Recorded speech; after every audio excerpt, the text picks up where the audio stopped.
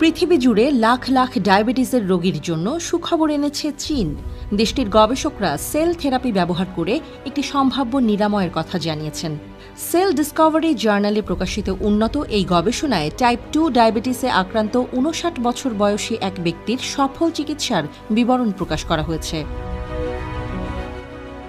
আলোচ্য রোগী ২৫ বছর ধরে ডায়াবেটিসের সাথে লড়াই করছেন। বেঁচে থাকার জন্য তাকে প্রতিদিন ইনসুলিন ইনজেকশনের ওপর নির্ভর করতে হয়েছে। ২০২১ সালের জুলাই মাসে তাকে কোষ প্রতিস্থাপনের মাধ্যমে চিকিৎসা দেওয়া হয়।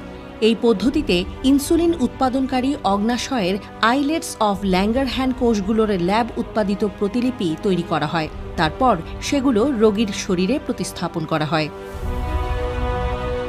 সাউথ চায়না মর্নিং পোস্টের এক প্রতিবেদনে বলা হয়েছে, চিকিৎসাটি অসাধারণভাবে সফল প্রমাণিত